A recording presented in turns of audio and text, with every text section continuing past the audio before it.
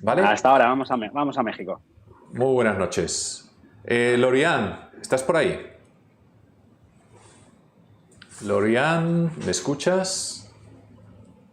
¿Está mute tal vez? Está Sí, quizá... perdón, tenía el micrófono apagado. Muy buenas Nos noches pasa- a todos, ¿cómo están? Nos pasa a todos, Lorian, de vez en cuando. Digo, pero ¿por qué no me escuchan? Y miras y dices, si no le he dado Apagado el micrófono. al micro, no te Válgame. preocupes. Sí. Bueno, permíteme, si te parece bien, aunque yo sé que en Latinoamérica se utiliza mucho más el usted, incluso entre novios, ¿eh? Usted, muchas veces, ¿no?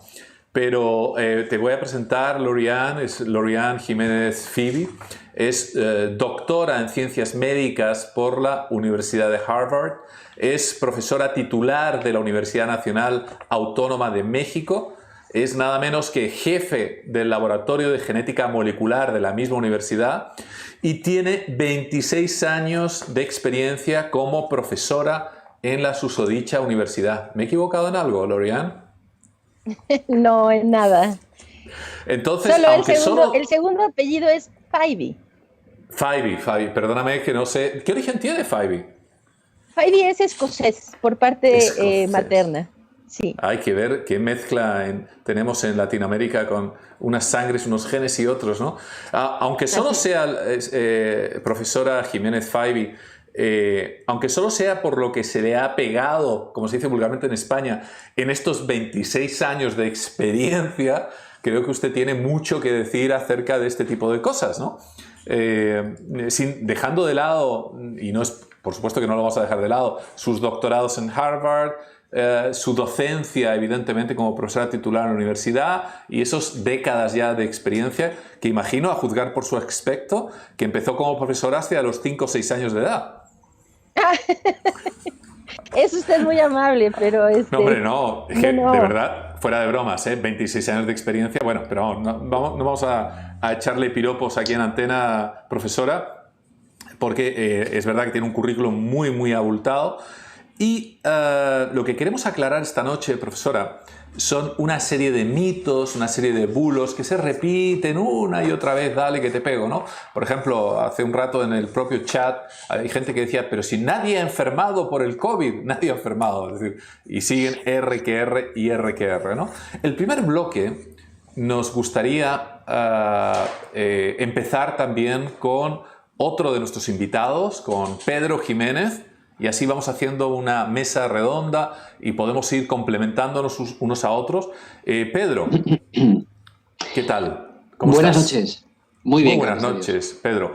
Pedro es profesor del CEU, es profesor de especialista justamente en medicina preventiva, es decir, nos vienes como anillo al dedo en estas noches agitadas de la sociedad española en que la gente se debate entre el to be or not to be con el tema del colegio, ese sufrimiento interno que mucha gente está teniendo y a muchos además en contra de su voluntad, porque ahí detectamos también personas que les hubiese gustado tener un periodo a lo mejor de esperar a ver qué es lo que pasa, estar en tierra de nadie, ¿no? Pero los pobres no pueden hacerlo porque tienen que trabajar, no pueden dejar a los niños solos, como es lógico por otro lado, y bueno, tienen ahí una tesitura de tipo moral, emocional, práctica, ¿no? Pedro, ¿tú qué crees acerca de la situación que tenemos ahora mismo en España? Bueno, yo creo que sin ninguna duda aciertas cuando dices que esto es una situación dramática para muchas personas, muy difícil desde el punto de vista social, económico. Bueno, yo creo que casi te diría, todos conocemos a alguna persona que de una u otra manera se ha visto afectada. O bien porque haya tenido algún familiar que haya sufrido la enfermedad, en muchos casos también fallecidos, algún amigo, y desde luego otro tipo de tentáculos que también se extiende de la enfermedad y que acaba suponiendo un drama social, ¿no? Pérdida de empleo, los ERTES, en fin. Sin ninguna duda, esta enfermedad yo creo que dejará una mella, marcará un hito histórico, seguramente lo recordaremos dentro de unos años. Efectivamente, un antes y un después, pero en el fondo, y yo creo que también la profesora Jiménez Fivey tiene, Fivey, lo he pronunciado bien, ¿no? Fivey, Sí, Fivey, Fivey, sí, bien. Fivey. Yo creo que es verdad, porque a nuestra generación le está afectando, pero cuando hacemos cruces, como se dice muchas veces en los países latinos, con esto que aparentemente es tan tremendo, ¿no? No quiero ni imaginar en esos convoys que iban de Estados Unidos a Europa y que a veces llegaba muertos el 10, 15 y hasta 20% de los soldados, ¿no? En esos transportes marítimos que llegaban a Le Havre, en Francia, y tenían primero que desembarcar cadáveres, ¿no? Realmente fue brutal aquella historia. Y sin embargo, como bien ha dicho antes Joan Miquel, había negacionistas también en aquel entonces que decían que eso de las mascarillas es una tontería, que el confinamiento no sé qué, e incluso en algunas ciudades americanas hubo manifestaciones en contra, manifestaciones a favor de la guerra en plena epidemia, ¿no? Y eso llevó a la tumba a miles de personas. Entonces, en el primer bloque, yo creo que me gustaría saber su opinión clarísimamente. Es decir, esto del confinamiento, de la distancia social, distancia física, aclarémoslo, distancia física más que social, o llamémoslo como nos dé la gana, ¿realmente tiene una base epidemiológica clara? Sí. Bueno, dejémoslo muy claro. Creo que lo que se está tratando de manejar mucho es una de muchas falsas dicotomías que rodean este asunto de la pandemia, ¿no? Es decir, decir que es peor confinarnos pues es algo indiscutiblemente que va a traer y que ha traído y traerá repercusiones muy importantes, sociales, económicas, desde luego. Pero es que hay que entender que esto no se puede desligar, el problema de la pandemia no se puede desligar del problema económico, del problema social, y tratar de manejarlo como una dicotomía es una falsedad. Es decir, hacer dicotómica la opción, salgamos, es decir, controlamos la pandemia o controlamos el problema social, controlamos la pandemia o controlamos la economía. No puede ser esta falsa dicotomía, es decir, hay que controlar la pandemia, definitivamente, y esto nos llevará a controlar el problema económico y a controlar el problema social.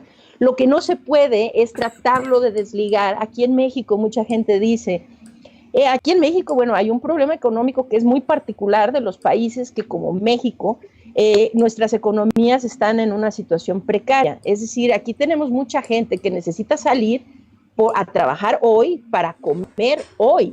Es decir, que necesitan salir para ganarse la vida. Entonces, y no comer, no es para comer mañana o la semana próxima, es para comer el día de hoy. Entonces, esto es un problema real, pero no se les puede poner en la dicotomía falsa de decir, salga, ponga su vida en riesgo o quédese y muérase de hambre, ¿no? Se necesitan encontrar soluciones reales al problema. Los encierros, a ver, hablemoslo claramente. Esto que se ha hecho, aquí en México se le llamó la Jornada Nacional de Sana Distancia, que fue cerrar los negocios, pedirle a la gente que indiscriminadamente y masivamente se encerrara. Ok. Perdone, profesora, sí, claro. ¿Cómo se le llamó en México al confinamiento? Jornada Nacional de Sana Distancia. Así se le llama. ¿Pero jornada suena a un solo día o es...? Pues a ustedes sí, o sea, en el español correcto sí, sonaría a un solo día. Pero aquí pues se le llamó jornada, duró casi 2 meses, ¿no? Bueno, lo que hay que entender es esto. Estas medidas de encierros masivos y cierres indiscriminados de negocios se adoptan única y exclusivamente como medidas extremas, desde luego. Medidas extremas que se tienen que llevar a cabo porque está en riesgo inminente la vida de miles o millones de personas.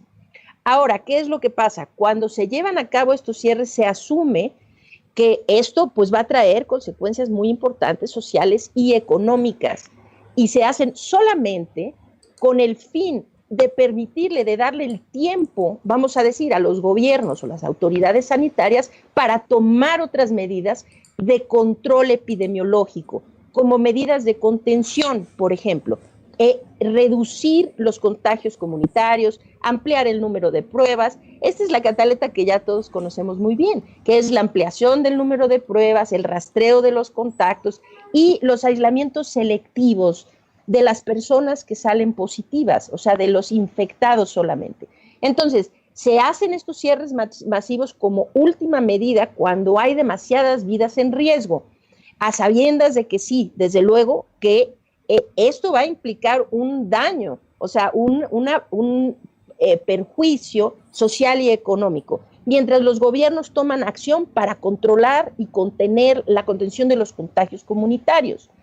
Bien, entonces, si los gobiernos hacen eso, entonces valió la pena, se asume la pérdida económica y demás a cambio de haber salvado vidas. Ustedes entiendo que mientras lo hicieron, pues su gobierno hizo lo suyo. Acá en México tuvimos la desventaja de que nosotros nos encerramos, estamos pagando por la injuria económica, si le podemos ver de esa manera, y social también. Las escuelas siguen cerradas, los niños no van a la escuela. Todo esto pues es un problema que se va a convertir en un problema social que tendremos que manejar en los años por venir, ¿no? Pero a diferencia, pues acá no se tomó ninguna medida de contención. Así que conforme la gente se moviliza, cada vez hay más contagios, hay más muertes y no se controla. Así que si la pregunta puntual es, ¿los encierros sirven para disminuir el ritmo de transmisión de la enfermedad? Sí, claro que sirven para eso. El distanciamiento sirve para eso, sin duda. ¿Viene a un costo? Pues sí, hay que reconocerlo, viene a un costo, pero sirve para controlar la transmisión de la enfermedad, sin duda. Lógicamente, cada acción tiene un precio. En este caso, el confinamiento también tiene el precio que paraliza un país, paraliza la economía. Pero hemos escuchado de negacionistas que dicen que el confinamiento no sirve para nada y que la distancia social tampoco sirve para nada, que da igual mantenerla o no mantenerla, ¿no? La respuesta, ¿cuál sería? Repitiéndolo una vez más, ¿sirve para luchar contra una pandemia el confinamiento, la distancia social, la distancia física entre personas? ¿Sirve o no sirve? Bueno, para contestar esa pregunta necesitamos ver cuál es la vía de transmisión de este patógeno del que estamos tratando. Si se trata de manera general una pandemia, la que sea, por cualquier patógeno, por cualquier vía de transmisión, seguramente no. Si estuviéramos hablando de otras vías de transmisión, quizá el distanciamiento social, que se le llama, ¿no? O el distanciamiento entre personas, o el confinamiento, quizá no sería de tanta utilidad. Pero estamos hablando de una enfermedad que se transmite por vía aérea, se transmite por gotículas y entonces las respiramos, estamos en contacto con ellas. La vía de transmisión principal es esta, la vía respiratoria de transmisión. Entonces, desde luego que la distancia sirve. Lo mismo que el uso de mascarillas, ¿no? O como acá en México se le llama cubrebocas. El uso de mascarillas, desde luego que sirve para esto, porque estamos hablando de una infección que se transmite por vía respiratoria. El distanciamiento, igual. Sirve porque a mayor distancia entre persona y persona que generan estos aerosoles o gotículas infecciosas que se transmiten por el aire, pues desde luego que entre más distancia, menos probabilidad hay de respirar estas partículas infecciosas. Entonces, es indiscutible que para esta enfermedad en particular sirve el distanciamiento y el confinamiento para evitar contagios, desde luego. Sí, es indiscutible. Profesor Pedro Jiménez, quizá tienes que ilustrar esta respuesta un poquito más, ¿o? Pues la verdad es que lo ha explicado la doctora, vamos, perfectamente, pero yo me remito a datos, sí, a datos empíricos, ¿no? Sí. Es decir, dime. Acordaros, por ejemplo, cuando estábamos en enero o febrero y se nos decía, efectivamente, tú lo has citado antes muy bien, que esto era una gripe y que la sintomatología era muy parecida y que en realidad íbamos a tener 3 casos en España y que, bueno, esto era prácticamente una cuestión anecdótica, ¿no?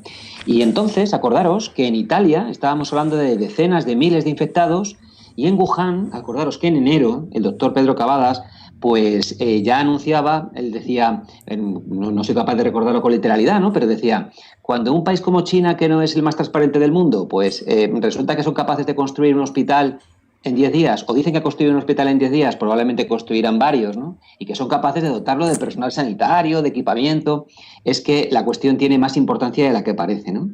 Yo recuerdo que por aquel entonces se mandaban WhatsApps de vídeos que se grababan en Italia y yo me preguntaba, ¿no? O sea, con posterioridad, si no nos podíamos haber anticipado, ¿no? En aquel entonces, fijaros que el gobierno lo que nos decía era, pues efectivamente, argumentos muy similares a los que se manejan ahora. Pues, por ejemplo, nos hemos tirado 2 meses discutiendo si mascarillas sí o mascarillas no. Y el precio que se ha pagado en vidas y en euros es altísimo, ¿no? Algunas cosas son recuperables, los euros, la economía es recuperable, la vida desafortunadamente no, ¿no? Entonces yo me pregunto ahora, ¿no? Si ahora vamos a ser capaces de anticiparnos o no. Por eso yo creo que después de haber visto, porque yo entiendo que cuando la situación no se conoce, como decía antes Nicolás, pues todo son previsiones, conjeturas, ¿no? Hay una cierta capacidad de anticipación, pero siempre hay mucha incertidumbre. Pero, hombre, aprendamos algo de lo que hemos vivido ya, ¿no? Entonces parece que, en coincidencia con lo que dice la doctora Loren, pues efectivamente yo creo que sí, claro que sirven, claro que la detección precoz, los contactos estrechos, el uso de mascarilla, los hidrogeles, en fin, educar, ¿es deseable? No, no es deseable, pero el distanciamiento social, aunque pueda tener otra serie de consecuencias, desde luego lo que sí que parece lógico es que para las enfermedades que se transmiten por vía respiratoria, pues son una de las medidas eficaces que hay que concomitar con otras, ¿no? Para intentar minimizar la expansión y el contagio de la enfermedad. Pedro, doctora, el sentido común para este tipo de virus que se contagia, como ya sabemos de qué manera, y el confinamiento sin lugar a dudas es bueno. ¿Por qué hay médicos, esos médicos por la verdad, que han estudiado medicina, por qué dicen que el confinamiento no sirve de nada y que la distancia física tampoco? Y se manifiestan y se agrupan y van juntos y que eso es una tontería. ¿Por qué? ¿Qué les lleva a tomar esa decisión y abrirlo abiertamente al público? Bueno, es muy difícil de comprender cuál es qué es lo que los lleva a decir una cosa así. Bueno, antes que cualquier otra cosa, creo que un médico trabaja bajo una máxima, ¿no? Y la máxima es primum non nocere, que significa en latín primero no dañar. Y entonces a mí me cuesta mucho trabajo cuando alguien se dice médico y pone por encima de la salud y la vida de otras personas, una narrativa que puede no ser conducente a la salud y a la preservación de la vida de la gente. A mí me cuesta mucho trabajo comprenderlo. No creo que haya un razonamiento lógico. ¿Por qué? Si sabemos que este virus se transmite por aire, si sabemos que se transmite por vía respiratoria, guardar distancia. Si estuviéramos hablando de un virus que se transmite, vamos a decir, por vía orofecal, pues guardar distancia quizá no tendría ningún sentido, definitivamente. Pero estamos hablando de un virus que se transmite por vía respiratoria. Entonces, yo aquí así hablando, estoy generando aerosoles. Y si yo estuviera infectada, en esos aerosoles viaja el virus. Alguien que está a 1 metro, 2 metros, dependiendo de la circulación de aire, si el espacio es encerrado, dependiendo de las circunstancias en donde esté. Esto puede viajar 1 metro, 2, y ahora sabemos, lamentablemente, que esto puede llegar a viajar 7, 8 metros cuando estamos en espacios confinados sin ventilación. Entonces, ¿cómo puede ser posible que un médico, creo que el médico debe regirse siempre por el principio de la seguridad, y por la seguridad de la salud y la vida de las personas por las que ve, que tiene en sus manos? Entonces, me cuesta menos trabajo tratar de explicar otras cosas de las personas o los grupos que son negacionistas, por qué hacen tal o cual cosa. Creo que algunas cosas se pueden explicar bien. Lo que yo verdaderamente no puedo explicar es cómo un médico puede abogar por algo que pudiera poner en riesgo la vida de los demás. Y decirle a alguien, no se ponga una mascarilla, pues cuando estamos todos en riesgo de contraer una enfermedad respiratoria que ha llevado, yo creo que de repente la gente necesita recordar exactamente en qué situación estamos. Es que hoy por hoy, el día de hoy, se están registrando 27.438.479 contagios de COVID-19 alrededor del mundo. Y hoy se están reportando 895.440 fallecimientos por COVID-19. Ahora, a mí no puedo entender qué de estas cifras no les parece suficientemente lamentable y alarmante, particularmente a un médico, para decir, es que ninguna medida es exagerada en este momento. todas las medidas que sean conducentes a disminuir los contagios, a preservar la vida de los demás, pues todas deberían de ser aplicadas. Y yo creo que cuando empezamos a discutir algo que es un despropósito, me parece, o sea, claro que hay afectación económica, claro que hay afectación social, qué bueno que los niños pudieran otra vez abrazarse, jugar juntos, hacer, todos quisiéramos eso, caramba, o sea, claro, ¿quién no quiere claro. eso? ¿Quién no quiere ver a sus familiares, a sus abuelos, abrazarlos, besarlos nuevamente? Pues todos queremos eso, pero a ver, estamos en medio de la peor crisis sanitaria que ha vivido la humanidad en el último siglo. Entonces, quieren empezar a hablar de sinsentidos, de despropósitos como, oh, es que necesitamos abrazarnos. ¿Saben qué? Yo creo que hay que poner nuestras prioridades en orden, porque claro que necesitamos abrazarnos, pero lo que más necesitamos ahorita es sobrevivir. Lo que más necesitamos es sobrevivir. Y entonces, pues ahorita estamos en medio de una pandemia, hasta que no tengamos una cura o una vacuna efectiva, pues ahorita la modalidad en la que tenemos que hacer un switch es estamos en modalidad supervivencia y hay sacrificios que tenemos que hacer, lamentables, que quisiéramos que no tuviera que ser así, pero es así, porque lo más importante ahorita es sobrevivir. Entonces me pregunta, ¿por qué un médico puede estarle sugiriendo a la gente no se ponga un cubrebocas, no guarde distancia, cuando el médico pues es antes que cualquier otra persona, quien debería saber que las enfermedades que se transmiten vía respiratoria, pues claro, estas son medidas preventivas, ¿no? Medidas para prevenir la transmisión. Para mí, pues es extraordinariamente difícil entender esto, particularmente viniendo de un médico. Claro, porque los médicos, por la verdad, que quede muy claro, por ejemplo, ellos dicen, no niegan que exista el virus, pero lo que no tiene lógica es, sabiendo además que existe el virus, pues recomienden medidas que no tienen sentido, que son ilógicas, ¿no? Sabiendo cómo se comporta el virus y sabiendo cómo se propaga ese virus, ¿no?, por el aire. Es lo que ahí falla un poco, por ejemplo, a mi abuela, que es incapaz de entender que un médico le está diciendo que no se ponga la mascarilla. O cómo le explicamos a la abuelita de Joan Miquel, por ejemplo, que actualmente las autoridades se llevan las manos a la cabeza diciendo que el número de infectados está ascendiendo, el número de muertos también va ascendiendo, que no haya reuniones de más de 10 personas, más de 6 personas en algunos sitios, y de repente digan, pero no se preocupen, el llevar a los niños al colegio es el sitio más seguro del mundo. ¿Cómo se come eso? Eso extiendo la pregunta a los dos. Sí, bueno, le entro primero. Eso para mí es verdaderamente algo ilógico. A ver, entendamos esto, si ya sabemos y está comprobado científicamente que la transmisión de este virus en particular es más grave cuando estamos en espacios confinados, con poca ventilación, pues yo les pregunto, no sé, estoy segura que en España no será muy distinto que en México, ¿cómo es un salón de clases, verdad? ¿Cómo es un aula en una escuela? Pues creo que son la definición exacta de lugares confinados con poca ventilación. Entonces, ¿cómo pueden pensar que esto es correcto sabiendo la transmisión del virus? Además, creo que aquí hay un punto muy interesante. La razón por la que en México creo que perdonamos poco a nuestro gobierno por cometer tantos errores es precisamente porque se tenía el ejemplo de tantos otros países y sitios donde se había hecho bien y donde se había hecho mal. Entonces podíamos adoptar todas aquellas medidas que fueron correctas para controlar que aquellos países, no sé, vamos a poner el ejemplo de Vietnam, de Taiwán, incluso Corea del Sur, teniendo un brote importante al inicio, controló muy bien, y teniendo ejemplos negativos, que siento mucho decirlo, pero ustedes en Europa pues tuvieron un brote que fue realmente lamentable.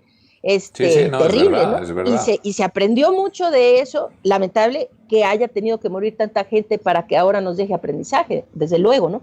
Pero se aprendió que haber cerrado las fronteras temprano hubiera sido mejor, que haber adoptado estrategias de contención temprano hubiera sido mejor para evitar tantas muertes. Ok. Ahora en México se tuvo todo eso y no se siguió ni la parte buena ni la mala. O sea, se adoptó una estrategia que fue completamente caótica, que hasta la fecha es vigente. Ahora, en términos de esta situación de que si los niños regresan a la escuela o no, pues empiezan a haber datos, ¿verdad? En Estados Unidos también abren las escuelas antes de controlar por completo los contagios en la comunidad y empezamos a ver cosas que no se habían visto al principio, que son una elevación en los casos en los niños. Sabemos que los niños en general padecen COVID-19 de forma más leve que los adultos en general, pero los niños nunca habían estado sujetos a tanta carga, es decir, que no habían estado tan expuestos al virus. Y ahora en estados de Estados Unidos como Florida, por ejemplo, los índices de niños hospitalizados y en terapia intensiva por COVID-19 han ido aumentando alarmantemente. Quiere decir que si exponemos a los niños, ya estamos aprendiendo que si exponemos suficiente a los niños a COVID, con los niños también va a empezar a haber un aumento de niños hospitalizados, graves, intubados, incluso en terapia intensiva. Si ya estamos viendo estas cifras, de verdad, ¿quién quiere arriesgar a la comunidad, a nuestros niños? O sea, pues creo que es muy peligroso. Se debería de aprender de lo que ya está pasando en otras partes.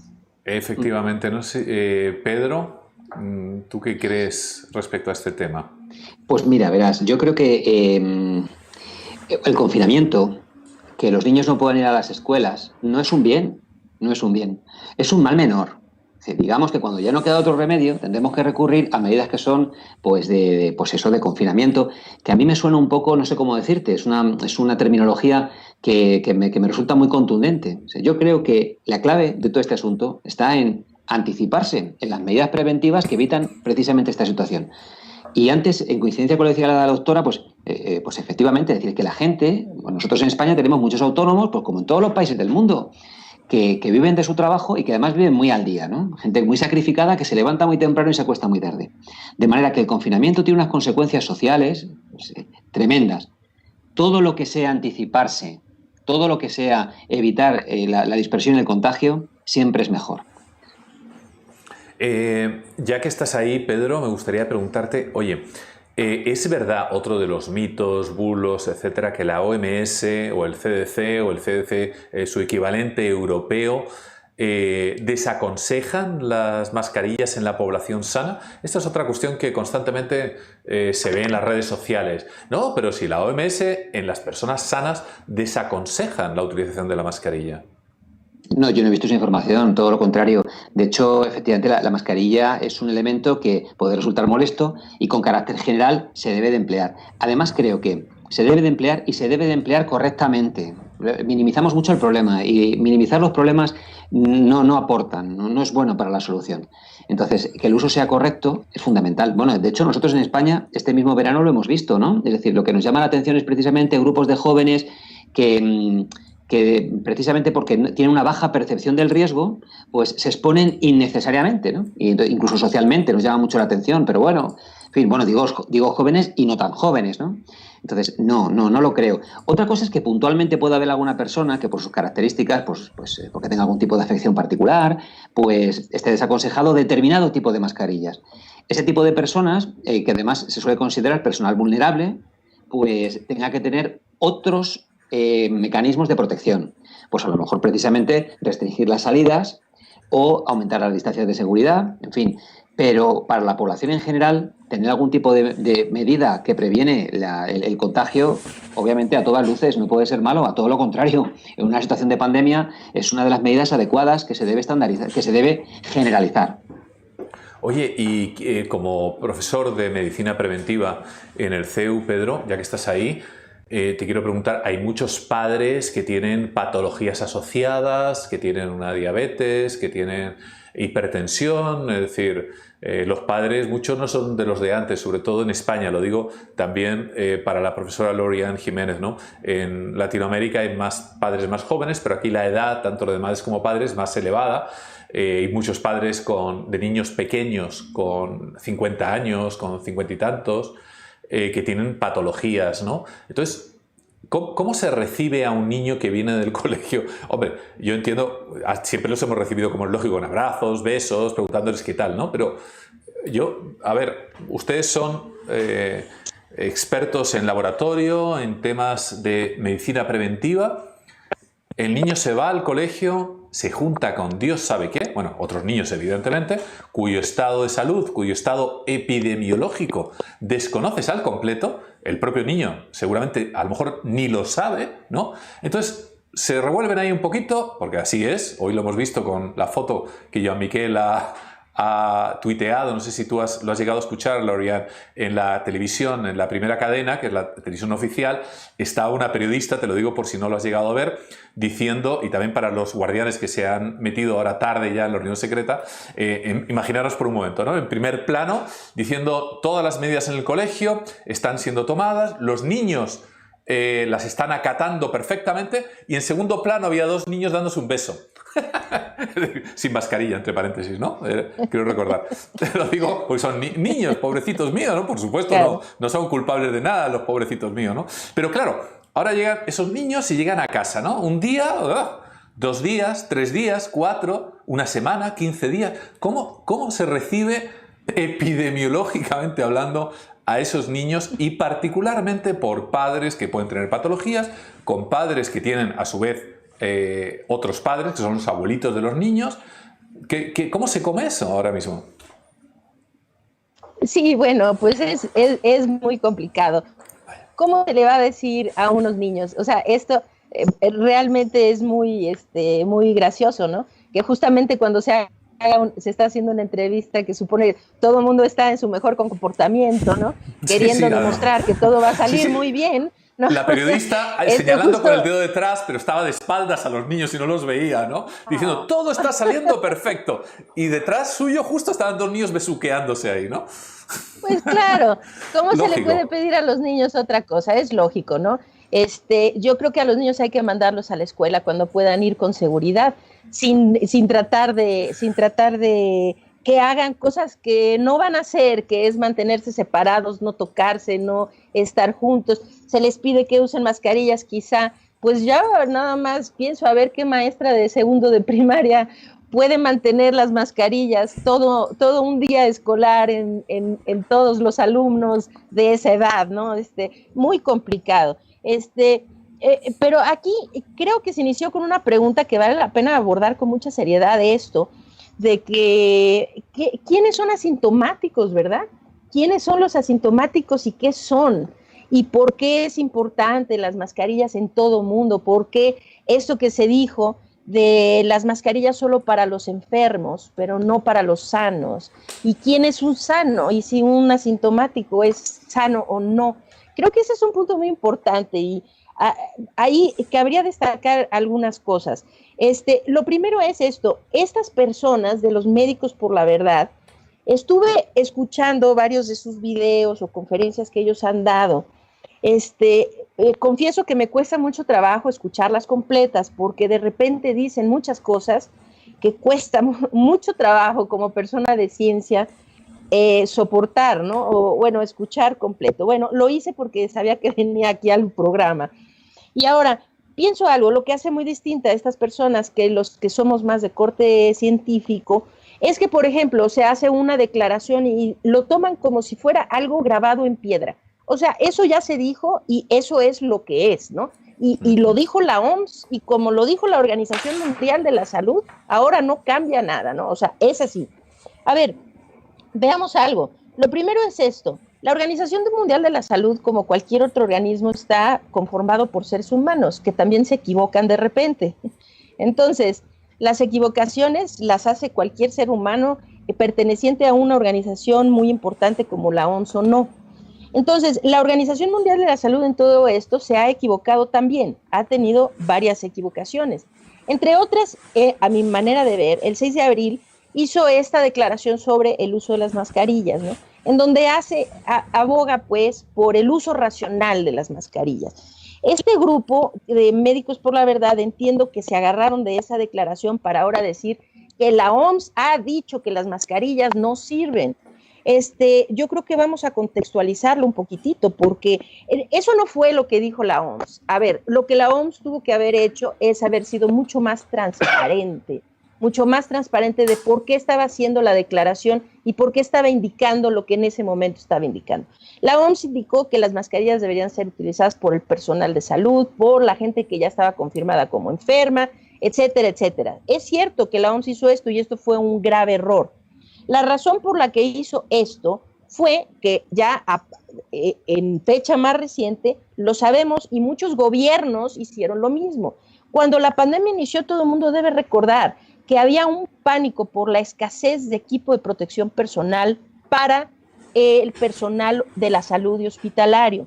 Entonces, el equipo de protección personal estaba escaseando en todas partes y la prioridad tenía que ser que ese equipo se fuera, desde luego, pues con el personal de salud que estaba en la primera línea de batalla atendiendo gente. Entonces, estas recomendaciones que en muchos países se hicieron, es decir, para de que no se utilizara las mascarillas u otros equipos de protección personal por el público en general, tenían más que otra cosa la intención de evitar compras de pánico, por ejemplo, de las mascarillas, y que entonces escasearan y que entonces esto llevara a que el personal médico no las tuviera. Entonces, se debió de haber dicho de esa manera, en lugar de sugerir que no tenían utilidad las mascarillas. No se hizo así y eso fue un error. Pero la OMS posteriormente... Hubo países, perdona que te un pequeño paréntesis, claro, que recomendaron, por ejemplo, hacer mascarillas, aunque fuese en casa, porque por lo menos algo protegían, e incluso distribuyeron manuales. Nosotros lo hicimos a propósito en la reunión secreta, en uno de los vídeos, de cómo fabricar mascarillas caseras. Y además nuestro mensaje fue muy claro.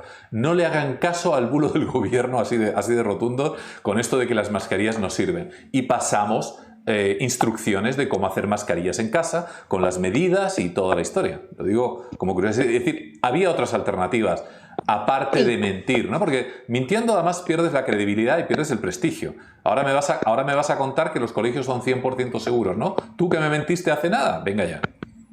Exactamente. El error fue mentir. El error fue mentir y sugerir que los cubrebocas o las mascarillas no servían, en lugar de decir abiertamente, por favor, no hagan compras de pánico, tenemos escasez para el personal de salud, mejor, y ofrecer alternativas como lo que acaba de señalar, ¿no? O sea, ofrecer alternativas, hagan sus mascarillas en casa, sí, utilicen la mascarilla. No se hizo así, pero bueno. Veo a Pedro que está asintiendo ahí, o parece que asiente, o se le mueve la cabecita así, por lo menos. Pedro. Pues sí, es que pasa que es un hecho empírico. Estamos hablando de esto. Podéis diferir, ¿eh? Es decir, hay cosas, o complementaros, por supuesto. Es decir, no os deis la razón, por mucho profesionales que seamos todos, la discusión. Bueno, yo solamente recordar que el día, no sé si recuerdo, fue el día 3 o el día 6 de marzo, pues en España se retiraron de la venta las mascarillas de las farmacias. Y en mi opinión esto tiene no soy especialista, pero tiene desde luego su consecuencia, y es que yo creo que de alguna manera se dejó desprotegida a la población. Es decir, yo creo que, además yo creo que también en aquella época se utilizaban otros tipos de informaciones que causaban una falsa sensación de seguridad. ¿Os acordáis, no? Cuando se parecía que era masivo la adquisición o imprescindible la adquisición de guantes, que también estaban prácticamente agotados. Y luego, sin embargo, pues los guantes efectivamente pues tampoco han tenido la trascendencia que se esperaba, porque desde el principio se sabía que era una enfermedad de carácter respiratorio. Bueno, pues nada, al hilo de lo que comentáis, aprendamos de las situaciones del pasado para no repetirlas. Efectivamente. Oye, sí, ustedes que son también expertos, y me gustaría ver si Pedro pudiera comenzar en la contestación. Pedro, a ver, esto de los test PCR, que continuamente está algunas personas intentando... como se dice, infoxicar, ¿no? Intoxicar con la información. Los PCR no sirven para nada, no son eficaces, detectan el virus en una papaya y otro tipo de cuestiones así. Vamos a ver, los PCR, yo sé que la profesora Faibi trabaja en un laboratorio, pero simplemente por dar un poquito de dinámica a esto. A ver, Pedro. Bueno, primero, si me permitís, explicar brevemente en qué consiste una PCR para que podamos entender cuál es su utilidad y por qué sigue siendo una técnica de primer nivel, ¿no? Bueno, una PCR se llama reacción en cadena de la polimerasa, y consiste en la amplificación de una secuencia que está limitada por dos fragmentos que llamamos oligos o primers, ¿no? De manera que hay... lógicamente, vamos a ver, como todas las técnicas, además tiene que hacerse por personal técnico especializado y que esté entrenado, pues tiene como todas las técnicas, algunas limitaciones, ¿no? Es decir, tiene que hacerse precisamente en unas determinadas condiciones y por un determinado personal. Y luego hay una serie de elementos técnicos que también hacen que aquello tenga una mayor sensibilidad o especificidad. Las palabras mágicas son sensibilidad, especificidad y fiabilidad, ¿no? Pero vamos a ponernos en el caso en el que la PCR, como todos los tipos de técnicas, también la biotecnología, necesita una optimización y entonces pues tenemos lo que llamamos la temperatura de anilina adecuada, los oligos adecuados. ¿Para qué sirve una PCR entonces? Una PCR es capaz de detectar una secuencia específica de un organismo, del genoma de un organismo, ¿no? De manera que cuanto más extraña sea la secuencia, cuanto más particular, digamos, cuanto más exclusiva y excluyente sea esa secuencia, mayor probabilidad de estar detectando lo que buscamos. Pues todos hacemos búsquedas en Google, ¿verdad? Imagínate que fueses a una biblioteca y pudieses buscar en esa sopa de letras pues algún texto en concreto. Pues desde luego, si estoy buscando con la palabra esternocleidomastoideo, no creo que encuentre el Quijote, porque la especificidad de esa palabra hará que me lleve a libros de anatomía, ¿no? De manera que es importante técnicamente discriminar eso, que tiene que hacerse en condiciones adecuadas y buscando el elemento, la secuencia del virus específica. Ahora bien, dicho esto, ¿qué sensibilidad tiene la PCR? Pues la sensibilidad, es decir, la capacidad de detectar en cantidades pequeñas, pues es muy alta, o sea, tiene una alta sensibilidad. A partir de muestras muy pequeñas suele dar buenos resultados. Aquí hay también detractores, dicen, bueno, pero no es igual si la muestra es nasofaringea, que si la muestra es de saliva, que si la muestra es, claro, obviamente, la toma de muestras es fundamental. Como depende también de en qué momento del periodo del desarrollo de la enfermedad se tome, no es igual, por ejemplo, os pongo un caso, sucederá mucho, ¿no? Algunos de las personas que nos están escuchando, pues pensarán, he tenido un contacto con una persona este sábado, he estado cenando, por ejemplo, y esa persona hoy lunes le han dicho que era positivo. Yo me quiero hacer la PCR hoy. Bueno, vamos a ver, tiene que pasar un tiempo suficiente como para que el virus se replique y tenga una cantidad mínima para poder ser detectado. Es decir, que incluso las técnicas tienen la limitación de tenerse que hacer en el momento adecuado, ¿no? Ahora, dicho esto, y sabiendo que técnicamente es un elemento de una especialización altísima, las PCRs sirven para detectar el virus y podemos decir que aunque no hay técnica perfecta y hay que hacerlo en las condiciones adecuadas, sin ninguna duda, es una técnica más. Seguramente habrá otras personas que te digan, bueno, pero pues conozco una persona que le dio PCR negativa y sin embargo se le detectaron porque le hicieron técnicas de inmunoquímica o de ELISA o de CLIA, porque hay muchísimas, ¿no? Detección de antígenos, detección de anticuerpos. Bueno, no nos perdamos en la terminología. Todas estas técnicas son interesantes y cada una tiene su especificidad. Por ejemplo, sabéis que se ha generalizado mucho el uso de los test rápidos que detectan IgGs e IgMs y hay que explicar bien por qué la IgM detecta que estás pasando la enfermedad en ese momento o la IgG significa que lo pasaste, ¿no? Hace tiempo. ¿Y cómo son de fiables? Porque también acordaros que sobre esto al principio hubo mucha controversia, que si fallaban más que acertaban, que si daban falsos positivos o falsos negativos. Bueno, pues también yo iría también a los documentos científicos. Mira, estaba consultando, por ejemplo, uno de la Sociedad Española de Microbiología Clínica y Enfermedades Infecciosas sobre porcentajes y, bueno, pues, por ejemplo, cuando se hacen las determinaciones de IgM entre el día 8º y el día 14, pues la probabilidad de éxito está entre el 80%, el 86%, ¿no? La PCR, por ejemplo, pues da valores entre el primer día y el día 7º del 76%, del 82%. En fin, digamos que no existe una única prueba que usada en todo momento sea siempre completamente acertada. Hay que buscar la técnica adecuada para el momento adecuado, pero yo soy partidario, lógicamente, de hacer cuanto mayor número de pruebas mejor. No quiero extenderme mucho porque a mí ya sabéis que esto de las técnicas de laboratorio me resulta apasionante, pero sí, lanzar un mensaje de tranquilidad, ¿no? Es decir, la técnica adecuada, el uso de una técnica adecuada en un momento adecuado puede hacer que tengamos una detección precoz. Y no olvidemos que detectar precozmente la enfermedad es evitar el contagio de muchas personas involuntariamente, ¿eh? Entonces, muy importante. El coste que esto tiene económicamente en vidas humanas puede ser crucial.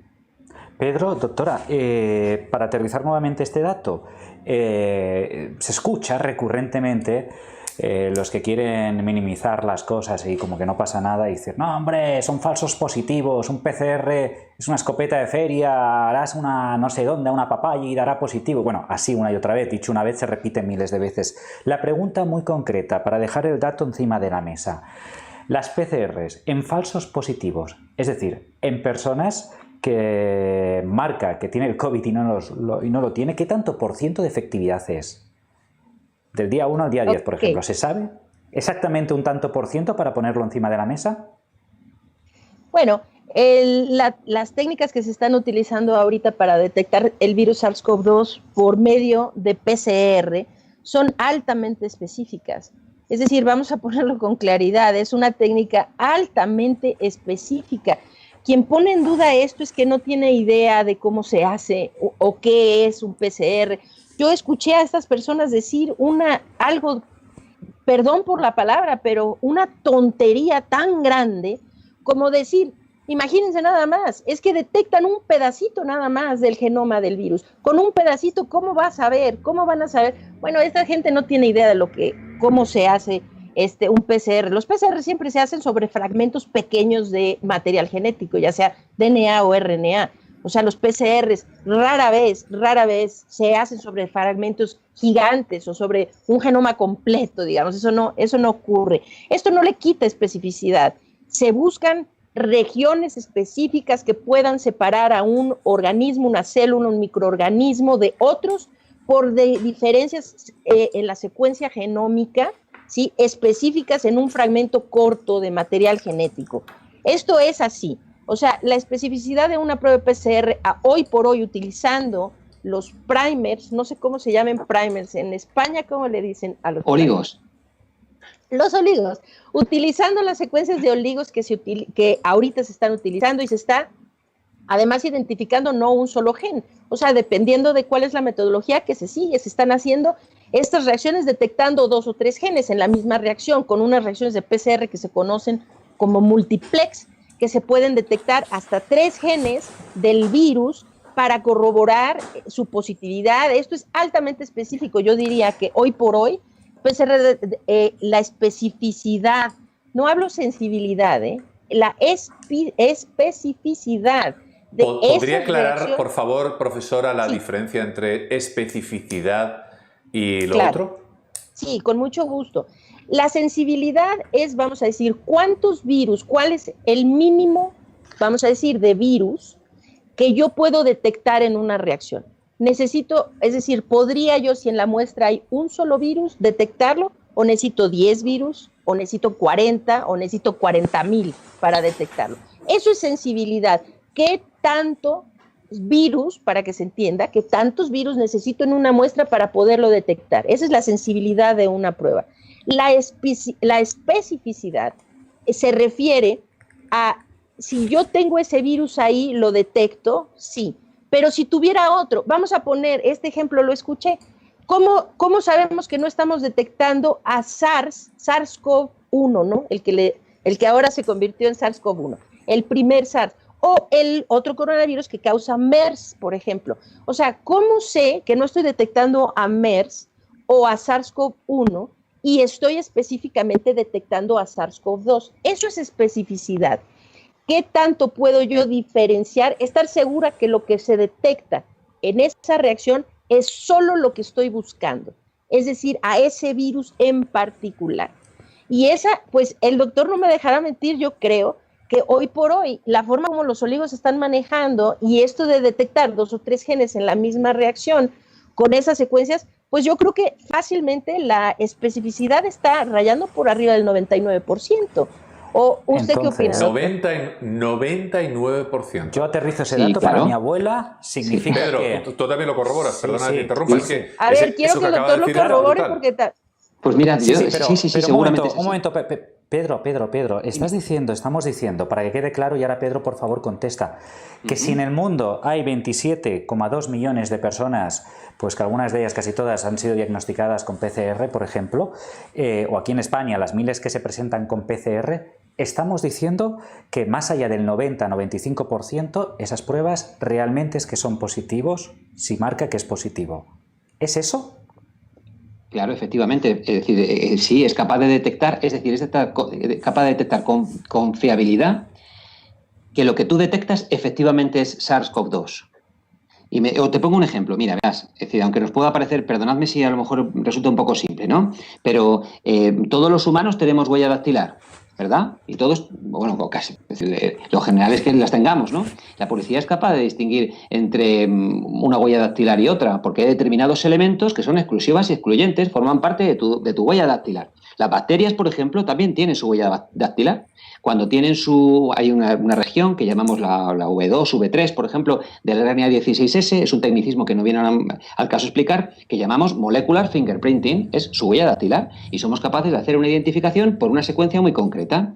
De manera que, bueno, pues la biología tiene esa parte tan armónica y tan preciosa de tener esa especificidad. La cuestión está en, nosotros somos capaces de encontrar secuencias que tengan esa alta especificidad, y la respuesta es sí. Es decir, no en todos los casos, pero hay algunos casos en los que sí. En el caso del virus del SARS-CoV-2, pues efectivamente sí que somos capaces. También, ¿sabes qué pasa? Que mezclamos unas técnicas con otras.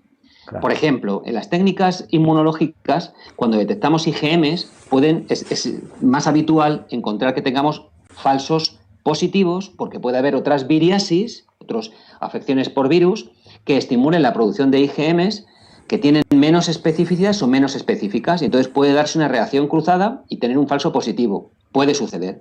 Por eso en los laboratorios es muy habitual que cuando tenemos una técnica positiva haya luego otra de confirmación. A ver, yo lo que creo aquí es que lo que hay que hacer no es negar la realidad, sino buscar tantas herramientas sean necesarias como para estar seguros en el diagnóstico. De esto de lo que se trata, ¿no? Pues así es como avanza la ciencia. Entonces, sí, pues... No, dime. Pedro, no, lo que yo te voy a decir es que aquí nosotros hemos tenido esos médicos que nos dicen pues que, hombre, lo del virus sí que existirá, ¿vale? Quizás sí, ellos no dicen que no, pero que lo de las PCR ni de coña, macho, que todos esos diagnosticados, pues que no es así. Inclusive aquí no. leyendo el chat, pues hay gente que se agarra y dice ¡falso! Hablando en relación a lo que estabas diciendo, Pedro, o la doctora, ¡falso! Habla del cebador del PCR. Es decir, como si ahí hubiera algo oculto que significa que dispara los falsos positivos. En todo caso, para concretar en este punto, sin lugar a dudas, hay personas que están sufriendo el COVID. Tenemos unos test llamados PCRs y complementados con otros tipos de test que nos dicen que eso es así, que tiene rastros del COVID, y eso es innegable. Y además que los PCR tienen una alta fiabilidad. No es una técnica perfecta, quizá ninguna lo sea al 100%, pero sí nos da ahora mismo la herramienta más idónea que tenemos para poder diagnosticar a los enfermos. ¿Eso es así? Sí. ¿Puedo contestar? Sí, claro. Sí, definitivamente. A ver, no nos equivoquemos y no entremos en una discusión sin sentido.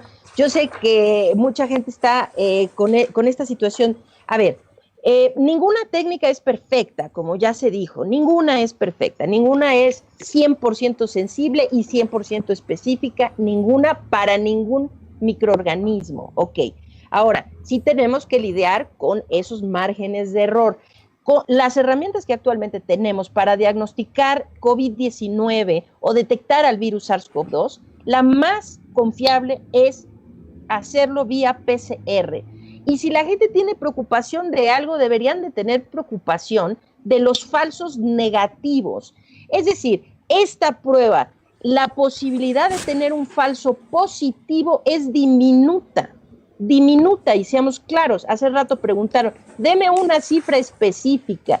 Y usted dijo, a mi abuela ya le puedo decir que el 90% de las personas diagnosticadas por PCR efectivamente tuvieron SARS-CoV-2, y la respuesta es sí, ya le puede decir que sí. Por lo menos el 90% o más de las personas diagnosticadas por PCR como positivas a SARS-CoV-2, eso es correcto. Lo que puede suceder son los falsos negativos.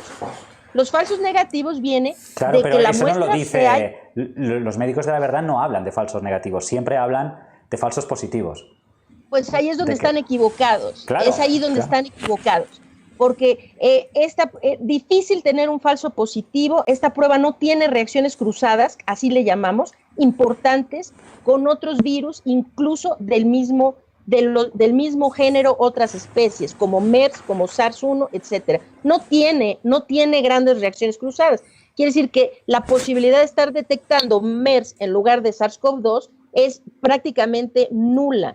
Lo que puede pasar es un falso negativo. ¿Por qué? Porque la prueba, vamos a poner, no hay suficientes virus en el hisopo donde se tomó la prueba o en la muestra de saliva. No hay suficientes virus, la persona sí está infectada, pero no tiene una carga viral suficiente para que la prueba lo detecte, vamos a poner. Entonces da un falso negativo, quiere decir una persona que tiene una prueba negativa que sí está infectada. Lo que es rarísimo, es decir, prácticamente no ocurre, es alguien que se le dice, usted sí tiene SARS-CoV-2, que no sea cierto que lo tiene. Eso es lo que no ocurre. Pero puede pasar, y esto lo pregunto a los dos, que la persona, por ejemplo, esté asintomática y, por ejemplo, el PCR le dé positivo. Claro, perfectamente, claro, efectivamente. De hecho, sucede con cierta habitualidad y, de hecho, una de las cosas que se propone precisamente para el control epidemiológico es hacer controles masivos al objeto de detectar precisamente los que llamamos asintomáticos y los que llamamos supercontagiadores, que son personas que precisamente por su estado de salud pues dispersan el virus sin saberlo. Claro, efectivamente, sí. Es muy acertado esa pregunta. Pero, ¿y con la PCR puedes diagnosticar a un supercontagiador? Una pregunta que os lo dejo ahí. Con la PCR lo que puedes detectar es si una persona es infectiva, es decir, si está transmitiendo el virus. El hecho de que sea un supercontagiador tiene distintos elementos, y es que además su carga viral sea alta. Se pueden hacer técnicas de PCR que también permitan la cuantificación de la carga viral que se emite o que se posee, ¿no? Pero son de un uso mucho más restringido, porque en realidad la PCR que estamos viendo de manera generalizada va orientada hacia el diagnóstico. Pero solo detectar al que es infectivo, con independencia de que lo sea mucho o poco, epidemiológicamente tiene un impacto enorme. No es una cuestión menor, tiene una importancia muy trascendente. Entendido. Este punto yo creo que sí vale la pena ahondar, porque cualquier creo que no debe de quedar poco claro este punto. El punto es esto. Estamos metidos en este problema de la pandemia de COVID-19 que se ha expandido por el mundo, que nos tiene en todas estas discusiones con cerca de 1 millón de personas muertas y todo lo demás, en todos los continentes, en la mayor parte de los países del mundo. La razón es porque los asintomáticos contagian mucho, esa es la razón. Quiero hacer una diferenciación.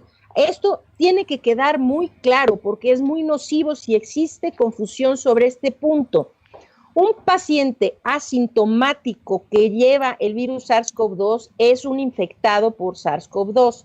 Esos infectados, cualquier persona que esté infectada, sea sintomática, asintomática o este nuevo grupo que ahora inauguraron que les llaman presintomáticos, cualquiera de ellos está infectado. Es una persona que carga el virus y no solo eso, sino que lo transmite el virus. Entonces, hay personas que tienen el virus SARS-CoV-2 y que desde que lo tienen, desde que se infectan, hasta que el virus los deja, o sea, termina su ciclo el virus, nunca tienen un solo síntoma. Esos son los verdaderos asintomáticos. Esos asintomáticos, mientras están infectados, también transmiten. Y de hecho, se necesita decir con todas las palabras y con mucha claridad, ellos son quienes más transmiten el virus. La razón, porque una persona enferma, alguien que se siente mal, que tiene fiebre, que no puede, que le falta la respiración, que está con ataque al estado general, pues esas personas generalmente no deambulan, es decir, no andan por la vida haciendo su vida normal. La gente entre más enferma se siente, se tiende a estar más inmóvil, es decir, está postrada en una cama y si está muy mal va a estar en un hospital. Esas personas que están ya inmóviles, pues ¿a quién van a contagiar? Pues solamente a las pocas personas a su alrededor que suelen ser sus cuidadores. Ahora, alguien que se siente perfectamente bien, pues si es una persona que va a ir a trabajar, que va a ir al supermercado, que va a hacer su vida, que va a salir y esto y lo demás. Y esa es la persona que está regando el virus por todo el mundo, o sea, a todo su alrededor. Y necesitamos claramente hacer esta diferenciación. ¿Por qué, por ejemplo, ébola? Han habido brotes de ébola en África muy importantes, terribles. Pero ¿por qué no hemos tenido esta misma preocupación con ébola? ¿Por qué no se ha expandido por todos los continentes y en todos los países? ¿Por qué? Les voy a dar la respuesta. La respuesta es muy sencilla. Porque ébola una persona se infecta y no es transmisible hasta que ya tiene síntomas. Es decir, que una persona con ébola se infecta y no contagia hasta que ya tiene síntomas importantes. Entonces, el asintomático, o llamémosle presintomático de ébola, no contagia, es el que todavía se mueve por el mundo. El que ya tiene ébola, sintomático, además, si alguien conoce esta enfermedad, pues los síntomas son realmente dramáticos, increíblemente dramáticos. La gente no anda caminando, están postrados en una cama y es algo terrible. Ahí es cuando se vuelven muy contagiosos, pero como se vuelven contagiosos en el momento que ya están acostados en una cama. Entonces, el problema que hemos tenido y la razón por la que estamos metidos en este problema es precisamente porque los asintomáticos son el motor que está empujando la diseminación de los contagios. Entonces, si preguntan, ¿un asintomático es un enfermo? Sí, no se ve enfermo, pero es enfermo desde el punto de vista que está infectado y que contagia, sí. Bien. Y a los dos, rápidamente, antes de que entre Carlos ahora desde Gerona, estos asintomáticos, ¿podríamos extender ese concepto? Recuerdo un estudio en Corea del Sur con miles de contactos. ¿Podríamos extender ese concepto a los niños? De los asintomáticos, ¿quieres decir? ¿Ustedes sí, niños asintomáticos contagiadores? Claro, por supuesto. Te iba a decir que tú tienes pero tú te das cuenta del titular que acabas de decir, ¿no? Hasta estos días ha habido montones de autoridades que decían no, si los niños no contagian. Lo he escuchado yo en los medios de comunicación. Literalmente, aparte que algunos muy atrevidos han dicho que por supuesto que hay 0 contagios de niños, pero además lo extendían en su comentario y además los niños está comprobado que no contagian, pero lo han dicho un montón de veces. ¿Cómo es posible?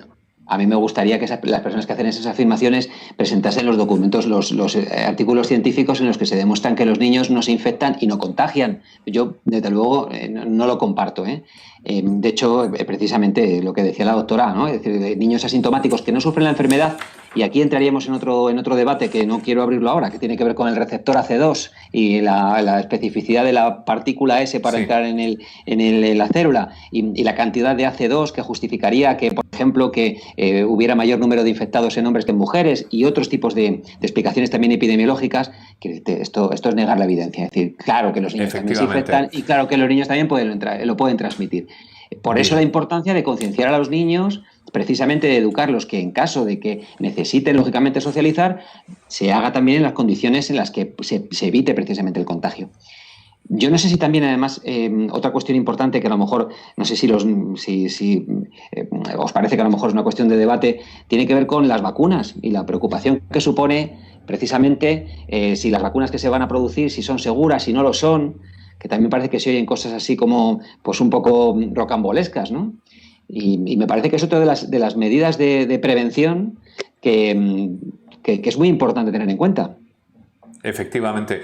En definitiva, y como médico, ya para acabar un poquito, o limitar el tema de las PCR, digo como médico, habiendo trabajado en hospital, haciendo diagnosis, etcétera, etcétera, a ver si estáis de acuerdo con este postulado. Si viene un paciente que tiene síntomas de COVID-19, si además ha tenido algún contacto más o menos demostrado, por ejemplo, en su propia familia, en el trabajo, tiene fiebre, tiene todos los síntomas, le dan los test rápidos, por ejemplo, iniciales positivos, luego se le hace la PCR positivo, perdonadme la obviedad, pero es muy probable que tenga el COVID-19. En otras palabras, para que nos entiendan los seguidores, si está en el supermercado en la sección de leche, es de color blanco, está en un tetrabric, sabe a leche, el rótulo pone leche, y cuando lo bebes dicen, qué leche más rica, muy probablemente será leche.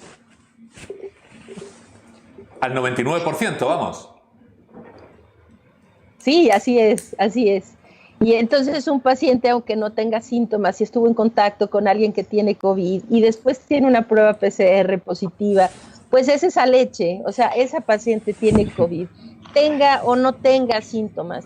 Y hay que aclarar de verdad, no sé cómo puede alguien atreverse a decir que los niños no contagian. El problema principal con los niños de regresar al cole Aquí lo hemos escuchado, doctora, esta semana que entraron los niños al colegio. De repente ha habido una campaña enorme de grandes almacenes, de la vuelta al cole, de los libros, de no sé cuántas cosas más. Y además, una cosa que he estado antes hablando con Nicolás, de repente las estadísticas, curiosamente el 1 de septiembre han caído aparentemente de una manera totalmente anómala, muy probablemente prefabricada, el número de contagiados.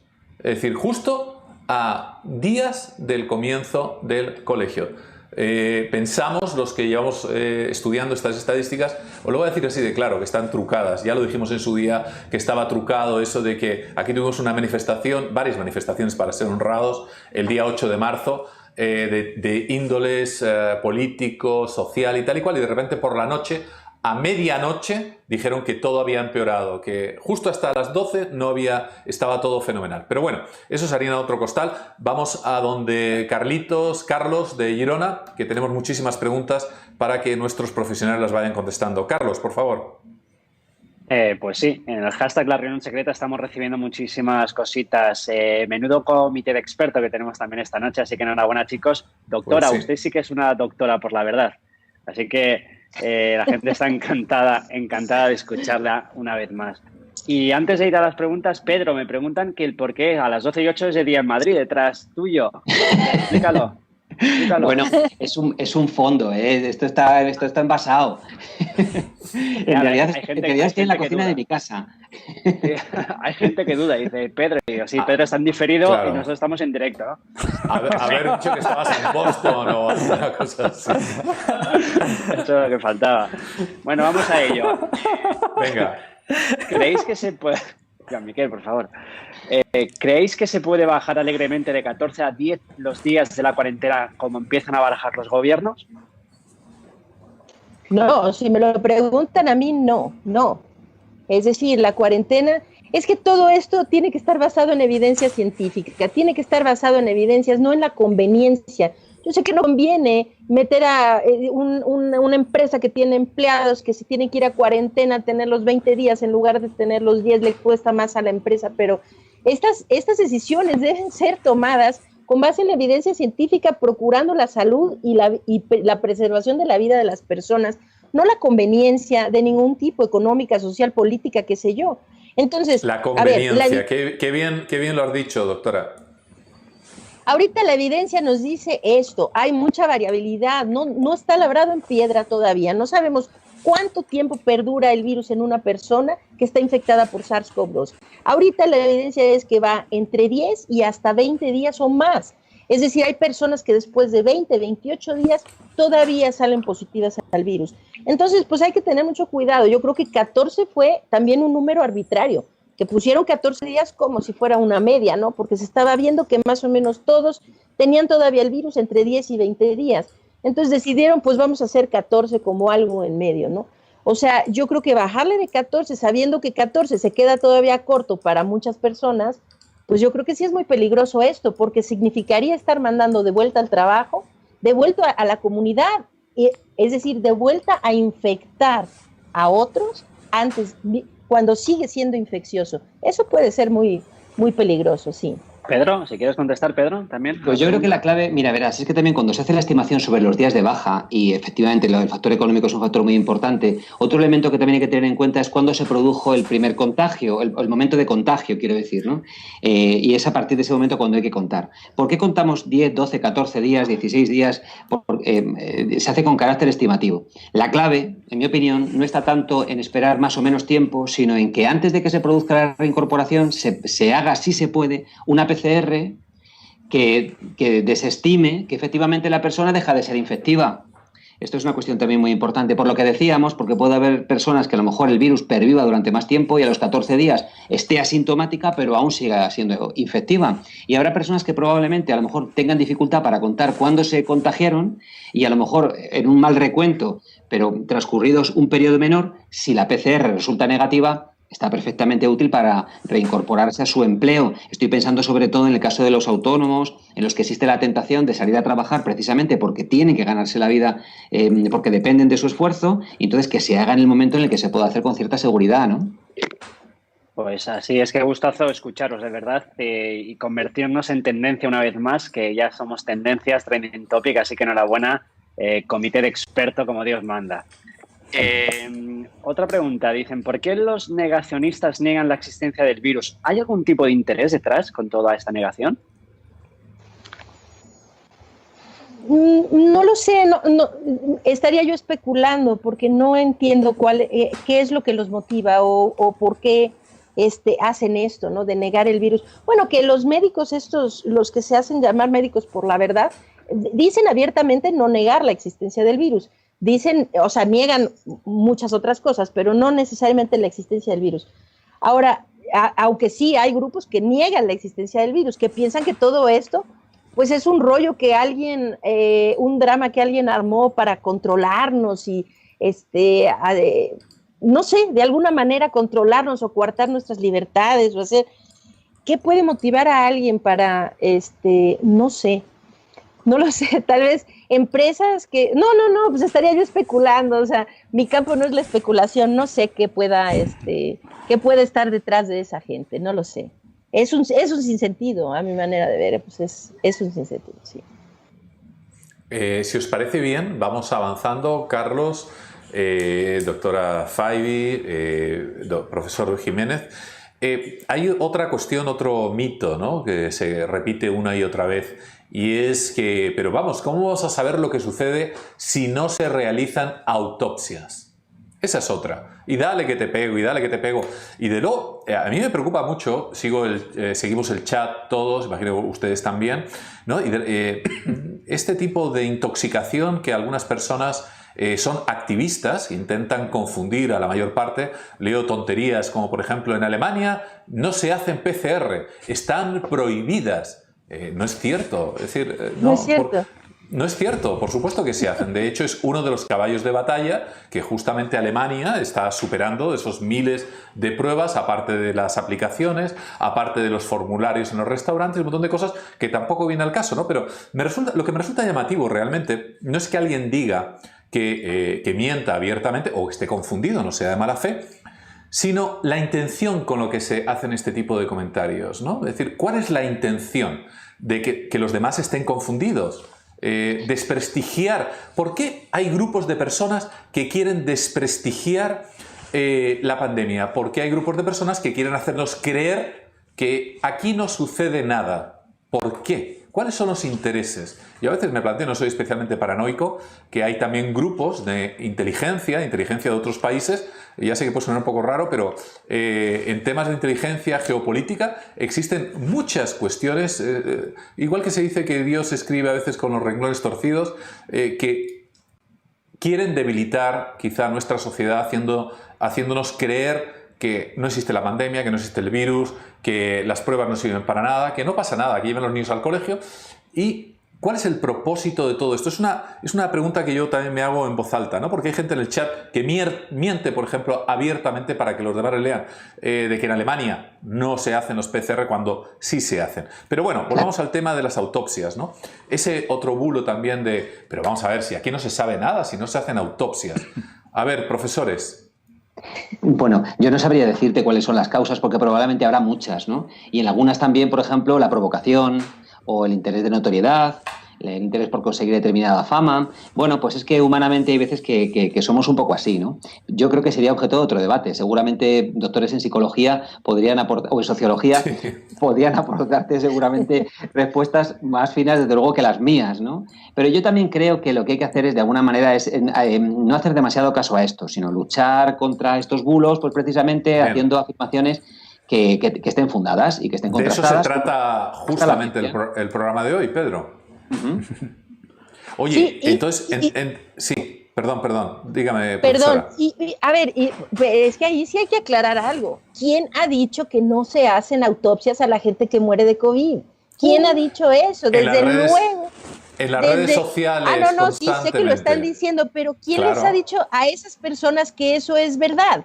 Se han hecho autopsias, están publicados artículos científicos completos sobre los resultados de las autopsias. De hecho, gracias a esas publicaciones que provienen de autopsias realizadas de personas que han muerto por COVID-19, Sabemos que COVID-19 no es propiamente una enfermedad respiratoria, sino que es una enfermedad microvascular, protrombótica, inflamatoria. Sabemos, gracias a eso, sabemos por qué hay personas que después de padecer COVID-19 grave permanecen durante un tiempo relativamente prolongado como con confusión mental, problemas porque se ha visto que existen microembolias cerebrales que vienen también que no es solamente una afección respiratoria, que hay problemas con estas pequeñas embolias en el cerebro, renales, hepáticas, cardíacas, una serie. ¿Cómo creen que sabemos todo eso? Sabemos eso porque se hacen autopsias y estas autopsias se han publicado. Así que quien quiera promover eso necesita agarrar unos journals científicos y ponerse al día, porque autopsias se han hecho muchas en muchas partes. En Francia hay autopsias, sí. En Francia, en Italia, seguramente ustedes también, en Estados Unidos. Es decir, autopsias sí se hacen y quien diga lo contrario, pues o no sabe o está mintiendo. Efectivamente, quiero recordar que una de las primeras publicaciones fue en febrero de un doctor chino que ya publicó el primer artículo científico sobre qué es lo que había encontrado en la autopsia, incluso con fotografías histológicas, es decir, estudiando los tejidos, que ya describía la coagulación intravascular diseminada y todo este tipo de cuestiones. Pedro, aquí también por alusiones a España también. Pues decirte, en realidad mi especialidad es microbiología y entonces decirte que sobre el tema de autopsias no puedo aportarte datos más veraces que los que ha aportado la doctora, pero vamos, estoy en coincidencia con vosotros, ¿no? Es decir, que es fácil diseminar bulos de esta naturaleza porque siempre hay personas a las que están ajenas y en los que calan, ¿no?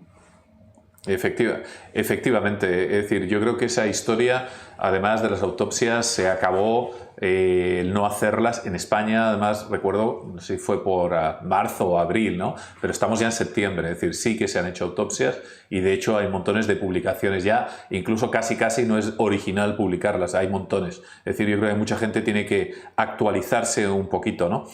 Seguimos adelante, Joan Miquel, ¿te parece? A ver, profesores.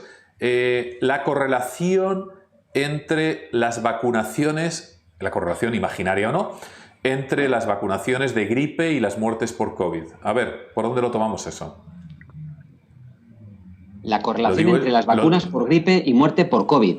Sí, ya sabéis que hubo un estudio en Huesca, etcétera, ¿no? Y bueno, queríamos saber, y de hecho una vez más en las redes sociales, dale que te pego. Yo eso. Claro, y además para más INRI ahora va a venir la época de vacunaciones en Europa y yo creo que a mucha gente le interesa ese tema. Y claro, hay un bulo por ahí de, no, si te vacunas de la gripe estás perdido porque ya eres más susceptible de enfermarte por COVID. Bueno, pues yo creo que lo primero es que hay que recordar que una vacuna de lo que trata es de estimular el sistema inmunitario, que también lo hace con una alta especificidad, porque de lo que se busca es precisamente que sea eficaz para anticiparse a que no se desarrolle la enfermedad y que protege de manera eficaz. Es decir, hay un hecho empírico, las vacunas salvan vidas. Esto es algo indiscutible, lo podemos encontrar, las hay más eficaces, las hay que menos, pero sin ninguna duda las vacunas salvan vidas. En el caso particular de la gripe, también se ha especulado mucho, yo he visto en alguna publicación y algún debate en el que se dice si la vacuna de la gripe podría de alguna manera proteger frente a coronavirus, precisamente por esta proteína de la hemaglutinina, de la que ahora tampoco a lo mejor es objeto que conversemos y que puede tener una cierta homología entre uno y otro virus. No, la vacuna de la gripe no protege frente a coronavirus, esto no es así. Pero entonces, si no protege frente a coronavirus, ¿por qué tanta insistencia en vacunarse de la gripe, en anticipar la campaña de vacunación de la gripe precisamente ahora? Bueno, pues por distintos motivos. El primero es porque sería fatal que una persona concomitara una enfermedad de gripe y de coronavirus. Obviamente, cuanto mayor sea el grado de afectación que tenga un paciente, pues peor es el pronóstico, ¿no? De manera que yo, si me permites, si me dijeran, oye, ¿hay que vacunarse de gripe? Yo te diría, sí, hay que vacunarse de gripe, obviamente, claro que sí, ¿no? Con independencia de que una persona diga, pues yo la paso todos los años o yo no la paso nunca, ¿qué más da la casuística? Es decir, las vacunas, en la medida de lo posible, pues previenen precisamente el desarrollo de la enfermedad. Y te diría más, Y te diría más, es que en determinados grupos de población, estamos hablando, yo estoy pensando ahora mismo precisamente recordando los datos que nos ha aportado Nicolás sobre fallecidos, sobre la estimación de personas además por encima de determinada edad, en aquellas personas que son vulnerables o son de edad por encima de los 60 años, sin ninguna duda. Vamos, yo ahí no tengo duda ninguna, ¿eh? Vacunar, desde luego, nos permitirá bajar cifras de fallecidos y de enfermos. Bien. A ver, si me lo permite, quiero hacer una acotación aquí también. A ver, creo que es muy importante esto. Yo creo que la gente necesita dejarse un poquito de tonterías. O sea, estas especulaciones de que si la vacuna de la gripe, la vacuna contra influenza, nunca ha causado ningún problema, ¿no? Es una vacuna que confiere buena protección contra la influenza. Como bien ha dicho el doctor, pues sí, desde luego, no les va a conferir protección contra COVID, pero desde luego es un absurdo, es una tontería que piensen que les va a dar COVID porque se vacunan contra la influenza, ¿no? Pero yo creo que dejémonos de tonterías. Viene lo siguiente, ustedes en España, bueno, aquí en México ni les platico, o sea, aquí en México estamos por alcanzar los 70,000 muertos, ¿no? 70,000 defunciones por COVID-19. Ustedes, como decimos en México, pues no cantan mal las rancheras porque están por ahí de 29,500 muertes, ¿no? O sea, están en 29,500 muertes. ¿Cuántas más van a soportar? O sea, a ver, entendamos una cosa, pasaron un episodio tremendo, súper dramático, lo que veíamos cuando aquí en Latinoamérica no había nada y estábamos viendo lo que pasó en Italia, pues estábamos todos llorando. O sea, de verdad se nos rompía el corazón, después fueron ustedes y de ver lo dramático que era de tener tantos enfermos, de tener muchos de sus hospitales a punto de saturación, de tantas personas muriendo. A ver, nada más hay que entender algo, cuando entre la temporada de influenza, esto todo se va a exponenciar. No hay una forma concreta de diferenciar, salvo pruebas por PCR, a ver, quienes las desestiman, pues ahora van a ver que sí son muy útiles, ¿no? Salvo por pruebas de PCR, de diferenciar sintomatológicamente COVID-19 de influenza. Y esto para ustedes como para nosotros. En invierno, la influenza siempre es un problema importante, que se lleva muchas vidas y que es una carga extra hospitalaria. Si van a permitir que esto esté así por andar con una tontería de que si la vacuna no sé qué, o sea, realmente todo el mundo debe vacunarse contra la influenza, sobre todo, si no lo han hecho otro año, que sea el único año que lo hagan, porque tenemos la pandemia de COVID encima y entonces quieren volver a ver ese drama, pero puede ser peor todavía. Yo creo que todos debemos vacunarnos este año contra la influenza, porque se puede venir algo de realmente catastrófico de la combinación de la pandemia de COVID-19 con la temporada de los virus estacionales invernales, sin duda. Efectivamente, así es, así es. Oye, y para acabar con esta pequeña sección de las autopsias, debo decir a los que siguen Dale que te pego diciendo que no se hacen autopsias y que el doctor Cabrera y no sé qué, no sé qué, no sé cuánto, estamos hablando de marzo. Ya en mayo, en la Fundación Jiménez Díaz, lo digo para los que están un poquito atrasados en noticias, es decir, hace más de 4 meses, en la Fundación Jiménez Díaz, búsquenlo, pueden ustedes ver los resultados de las autopsias en España. Esto es un problema, la desinformación constante, pero mucha gente se lo cree. Se quedan con una frase lanzada en marzo, como dice la doctora, esto está clavado labrado en la piedra y queda ahí grabado y no se actualizan. Efectivamente. Entonces, un dato que se daba en marzo o algo que se hacía en marzo, quizá 5 meses después, pues hay datos actualizados, ¿no? Igual que las técnicas de PCR han ido mejorando, evidentemente, a la hora de identificar el genoma del virus y evidentemente, tramos específicos. Bueno, si os parece bien, vamos avanzando y vamos yendo ya hacia el final, abusando de vuestros conocimientos. Estamos ya en el final, tranquilidad a todo el mundo. Una de las cosas que Dale que te pego, lo vemos en todas las manifestaciones. Aparece el virus no existe, las mascarillas no sirven y de repente también, por si acaso, el 5G. No sé, es decir, la velocidad, el aceite, el tocino, es decir, todo en un cóctel, ¿no? Ni siquiera nos vamos a meter, creo yo, en el terreno de si las radiaciones no ionizantes pueden afectar la salud o tal y cual. Pero la correlación exacta entre el virus y el 5G me parece, no sé, ¿qué piensan ustedes?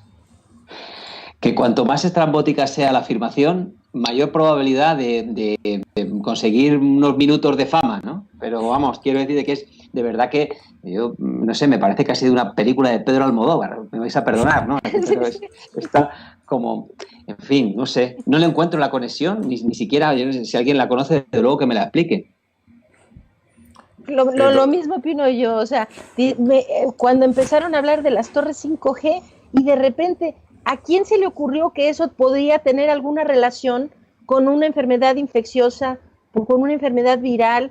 Como que esto, ¿qué es lo que dicen? ¿Que las ondas 5G exponencian la enfermedad o la transmite? O bueno, lo que se dice, doctora, es un absurdo. Sí. Lo que se dice, doctora, es que el 5G debilita el sistema inmune, ¿no? Algunos estudios, pero si bien eso puede ser válido, esa teoría, en algunas regiones del planeta donde esté operativa el 5G, la verdad es que la pandemia ha llegado a muchos países, a muchas ciudades, a muchos rincones, ha hecho estragos el COVID y no había ni 5G, ni por asomo no había a veces ni cobertura celular, ¿no? Entonces ahí se basa esa teoría cogida por hilos de que el 5G causa, propaga o amplifica lo del COVID, pero realmente vosotros pensáis igual que nosotros que no hay ningún tipo de... no hay por dónde coger eso, ¿no? No, ni por dónde, no hay por dónde, o sea, cuesta trabajo siquiera mencionarlo porque sí, no hay por dónde hablar de eso, es un absurdo. Yo creo que así de claro, es un absurdo. Bien, claro. Pues seguimos a la siguiente, ¿no? Por ejemplo, hace una década, ¿no? Con otra OMS, con otra situación social, ¿la situación actual se habría considerado también como una pandemia? ¿Ha habido cambios sociológicos, políticos o no? No realmente, la definición de una pandemia no ha cambiado grandemente, o sea, escuché ese argumento, ¿no? Que sí. Si hubiera sido la influenza de hace unos años, eso no, o sea, que las definiciones de alguna manera, la definición de pandemia, epidemia, brote, realmente no han cambiado en los últimos años, o sea, pandemia nunca ha tenido que ver realmente con algo, es decir, tiene que ver con la distribución geográfica, es decir, si hay más de un continente afectado, cuántos continentes son los afectados, y tiene que ver con que existe transmisión comunitaria. Es decir, si en un continente, si ya se detecta en los 5 continentes, pues ya se considera pandemia, pero no si no hay transmisión comunitaria, es decir, que se puede detectar el virus, pero esto porque proviene, vamos a decir, de casos de importación, de un viajero que llegó a Australia, vamos a poner, y ahí son solo casos. Entonces, no se declararía pandemia hasta que fuera, digamos, en los 5 continentes, hasta donde entiendo, pero que la transmisión ahí fuera, sí, ya transmisión comunitaria. Es por esto que parece que la OMS se tardó en dar el aviso o dar una declaratoria de que era efectivamente una pandemia lo que se estaba viviendo.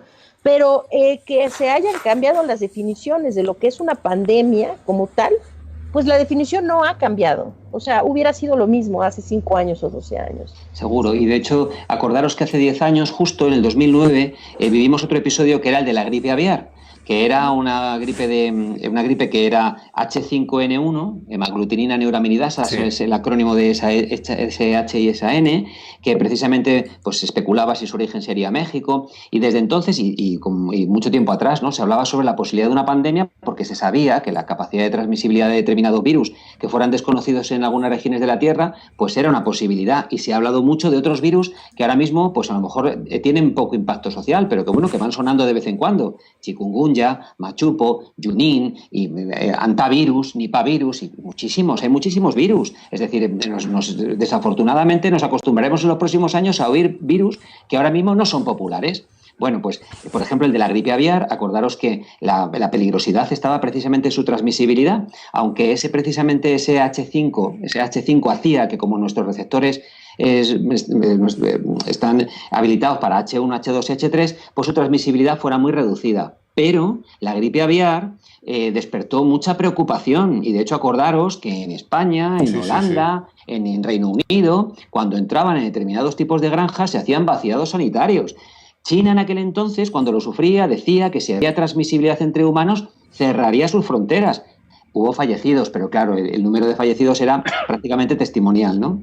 Es decir, el concepto pandemia es un concepto que se maneja en epidemiología desde hace pues décadas, ¿no? Y efectivamente el sentido que tiene es el que ha descrito perfectamente la doctora. Y la preocupación de que se pueda dar, pues lógicamente existe desde hace mucho tiempo, habida cuenta de que en las últimas décadas pues la capacidad del ser humano de desplazarse en muy poco tiempo a regiones que están remotas pues se ha popularizado, se ha generalizado, ¿no? Entonces, ¿qué es lo que podemos estimar? Y con esto no quiero ser agorero, pues que probablemente no va a ser la última pandemia que vivamos. O sea, de COVID Lógico. Yo creo que de COVID hay cosas que tenemos que aprender. O sea, lo importante en este tipo de cuestiones no es negar la realidad, sino aprender de ella, ¿no? Es una triste situación, pero puede aportarnos cosas muy interesantes, ¿no? Ojalá y seamos capaces de anticiparnos al futuro. Oye, Pedro, antes de despedirnos, una casi última cuestión, ya que mucha gente lanza ahí como un bulo, ¿no? El virus nunca ha sido aislado, no hay nada al respecto. Hombre, ¿cómo va a ser eso? El virus no solamente ha sido aislado, sino que además ha sido... En las redes sociales, Pedro, una y otra vez. ¿Pero de qué virus? Si nunca lo han aislado. Claro. Bueno, yo creo que efectivamente ese tipo de afirmaciones no tratan más que de eso, de buscar cierta popularidad y poco más, ¿eh? Claro que el virus se ha aislado, claro que el virus se ha secuenciado su genoma completo, claro que se han caracterizado sus proteínas, se han hecho además modelos tridimensionales, se ha explicado muy bien cuál es la forma de contagio y de transmisibilidad. Yo, una conclusión que sacaría es que precisamente el avance que tenemos en biotecnología nos ha permitido conocer muchas cosas del virus en un tiempo muy corto. Y eso pues yo creo que es una cuestión muy positiva que tenemos que subrayar. Y claro que se ha aislado y se conoce perfectamente. Pues muchísimas gracias, Pedro Antonio Jiménez, profesor de Medicina Preventiva del CEU, especialista justamente en todo este tipo de cuestiones, voces autorizadas, pero sobre todo con experiencia en este tipo de cuestiones.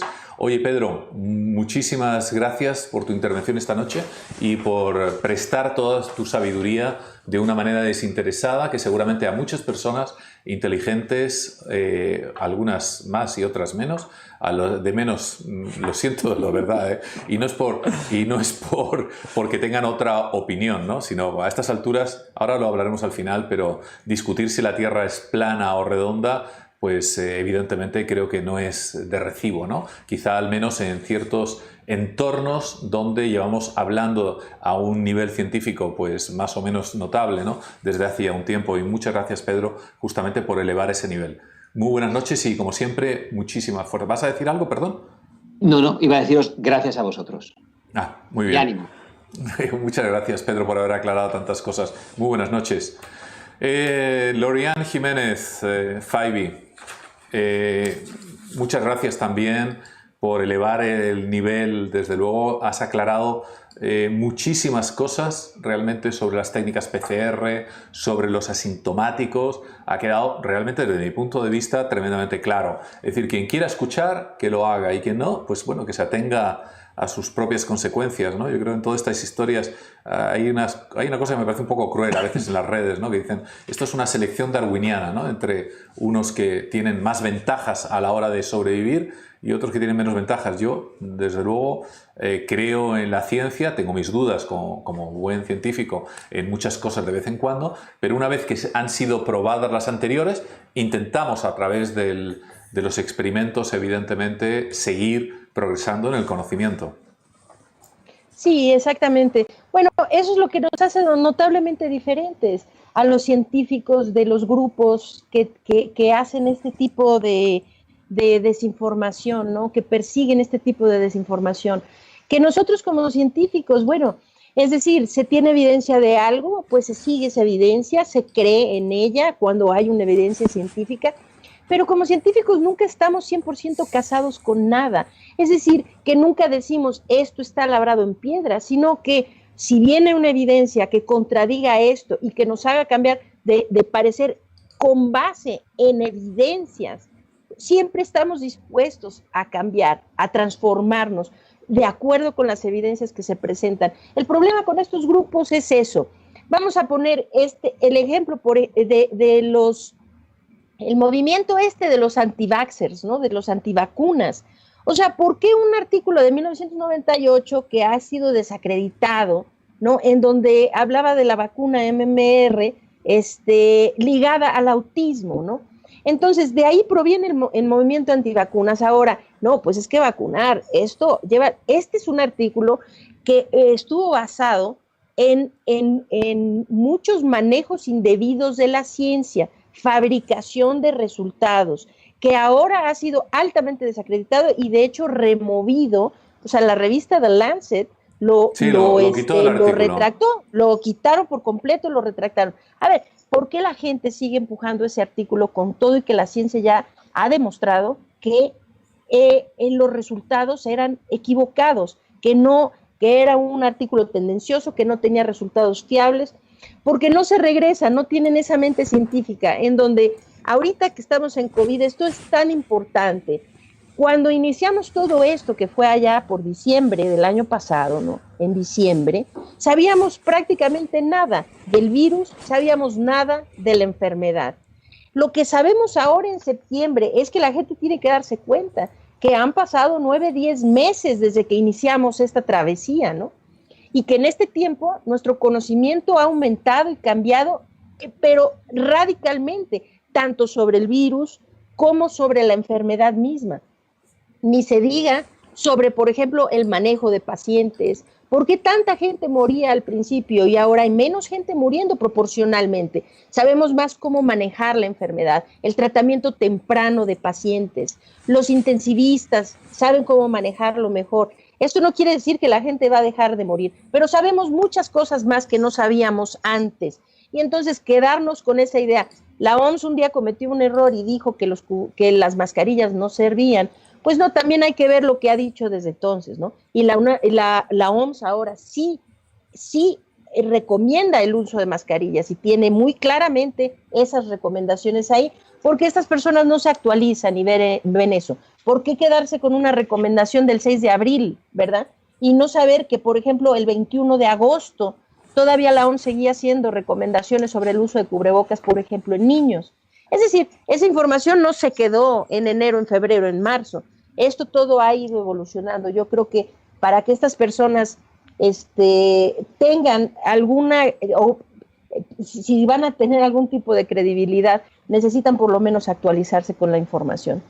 Se me hizo chistoso que mencionó usted algo sobre los terraplanistas, porque es exactamente eso, es exactamente esa actitud. La actitud de decir, yo escuché a un terraplanista decir, es que no existe una sola fotografía del planeta desde el espacio. No existe. Sí, pues es verdad. Es la misma negación de no hay autopsias y el virus nunca ha sido aislado.